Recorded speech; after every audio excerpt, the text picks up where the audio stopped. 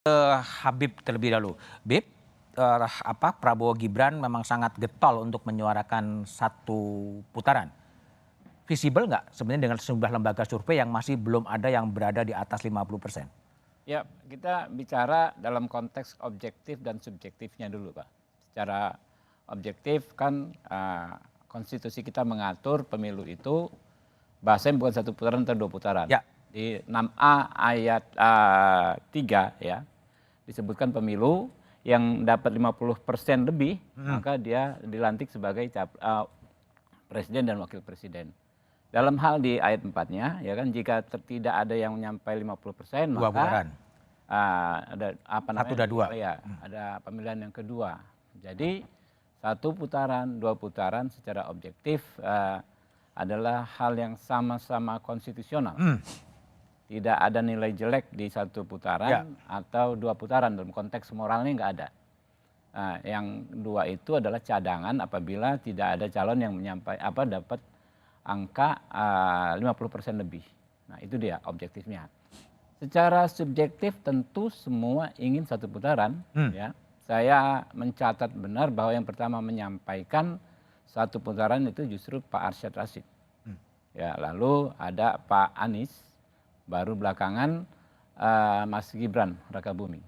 Nah, kalau kita mengacu pada subjektif masing-masing, siapa yang nggak ingin satu putaran? Ya kan? Karena tentu bukan hanya nilai 17 triliun, bukan hanya angka 17 triliun. Penghematan. Bukan hanya itu, tapi banyak hal lain yang menurut saya bisa lebih bermanfaat. Kalau sekali selesai bisa 50% lebih. Siapapun yang menang. Siapapun yang menang. Ya, misalnya kita bisa kembali fokus ngurusin tugas masing-masing, pemerintahannya juga bisa maksimal ngurusin rakyat, ya. Kemudian juga ini ada mungkin ratusan ribu penyelenggara, bisa langsung juga selesai pekerjaannya. Menurut saya itu kan nilai yang besar sekali. Yang paling penting juga di sektor bisnis, ya. Teman-teman yang wait and see dan lain sebagainya. Segera ada kepastian. Segera ada kepastian, bisa mengeksekusi rencana-rencana bisnisnya, dan ini tentu efek dominonya panjang sekali. Tapi Pragi tetap berupaya untuk satu putaran. Ya tentu, semua seperti halnya Pak Arsyad Rashid dan kawan-kawan, Pak Saroni dan kawan-kawan, tentu kita berupaya maksimal supaya bisa satu putaran. Kalau dari segi angka, terakhir tadi dari Ipsos, Mas. Ipsos itu salah satu lembaga survei juga yang launching tadi sore. 48,05. Oh, kurang 1,5. Ya, kurang 1,5%. Saya pikir sangat realistis. Dalam waktu masih ada 30 hari, ya, kami ini kan sekarang gencar serangan darat, ya, yang gencar, ya. Kita bisa kejar 3-4%. Kekurangan. Baik, Bung Saroni, menurut Anda dengan sejumlah indikator lembaga survei, realistiskah sekarang kemudian bisa satu putaran Pilpres 2024? Nggak realistis ya. Nggak realistis, kenapa? Saya yakin dua putaran. Kenapa? Kenapa? Kalau menurut Pak Habib kan langkahnya satu ada penghematan. Wait and see para investor asing atau investor dalam negeri misalnya. Kondisinya sekarang kan negara dalam fokus pemilu. Republik kita ini hampir 300 juta orang.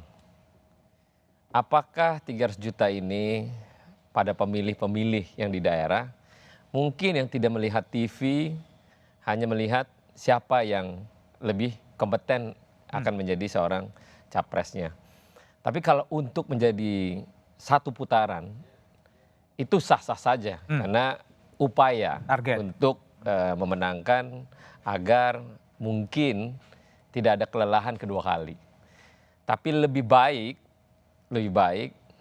bila anak bangsa ini lebih baik, harus ada dua putaran. Bukan masalah duitnya. Tapi kalau duitnya untuk penghematan, ya udah nggak usah ada pemilu, lebih hemat lagi tuh. Tadi Fahri aklamasi malah. Nah, kalau ngomong aklamasi, kan kalau Fahri pikirannya sekarang lagi pada posisi agak galau dia. Ya karena memikirkan aklamasi, emang ini dipikir kayak pemilihan HIPMI. Ya. yang gampang, coplok. Ah. Udah ya, lu pilih si A, pilih si B, si A, si B, udah aklamasi aja. Oke. Ini kan negara. Oke. Karena ini negara, luasannya seluas-luasnya, maka ini jangan main-main. Jangan main-main juga menarasikan seolah-olah semua bisa. Oke. Tapi ada upaya. Kalau upaya itu wajar-wajar saja. Ya. Target. Ya paling yang nggak punya target cuman amin aja. Ya pada posisi tengah aja lah, duduk. Tinggal menunggu mukjizat menang di 1 putaran atau menang 2 putaran gitu. Oke, baik. Kita coba dengar tadi ya pidato dari Ketua Umum PDI Perjuangan Megawati Soekarnoputri tadi siang pada saat HUT PDI Perjuangan. Apapun kebohongan, pasti kebenaran akan mengejarnya. Jadi insya Allah kita akan menang 1 putaran.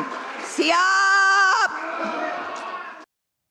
Bung Eriko, Ya. siap 1 putaran meskipun pada saat sekarang pasangan nomor 03 di nomor 2 atau di nomor 3 peringkat.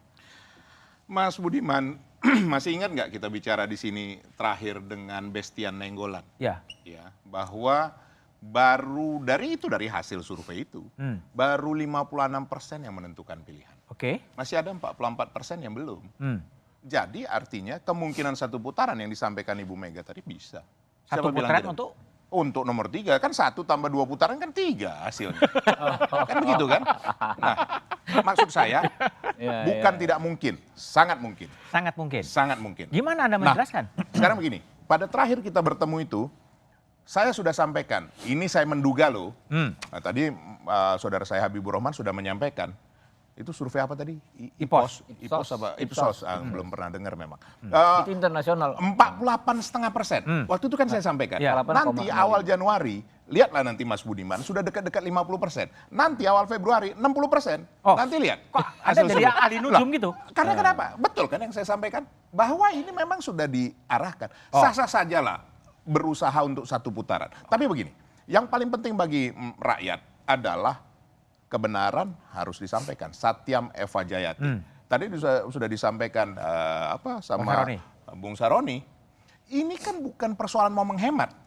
Ada kalau gitu ya nggak usah kita pemilu kalau mau menghemat. Ya kan begitu. Tapi di sini yang paling penting suara rakyat. Jangan nanti memilih ini bukan karena suara rakyat, tapi karena dikondisikan. Itu yang tidak boleh. Itu yang harus kita. Emang ada yang kondisikan? Loh, lihat saja. Yang tidak ada. Tadi kan sudah saya bilang survei. Benar kan yang saya sampaikan? Udah deketin 50. Nanti lihat awal Februari.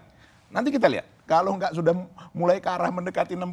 Bahwa ini sudah bisa 1 putaran. Nah, siapa yang tidak ingin 1 putaran? Kami juga sudah ditugaskan. Tadi sudah ditampilkan bahwa kami akan berjuang untuk 1 putaran. Kenapa, Mas Budiman? Tadi sudah disampaikan juga oleh Mas Ganjar. Bahwa masih banyak suara tersembunyi. 44%.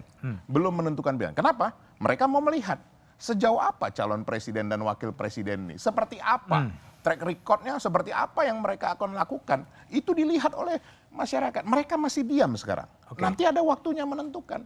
Nah, bagaimana caranya? Tentu Mas Budiman tanya. Inilah kami door to door. Tadi saya sebelum ke sini, saya masih di Tebet. Saya masih keliling bersama-sama dengan mereka, turun langsung dan kami membagi tumpeng kepada masyarakat. Nah, ternyata masyarakat sangat antusias. Nah, ini yang dinamakan silent majority. Silent majority. 44% loh Mas Budiman. Itu terakhir kita bicara sama Bestian Nenggolan. Baik.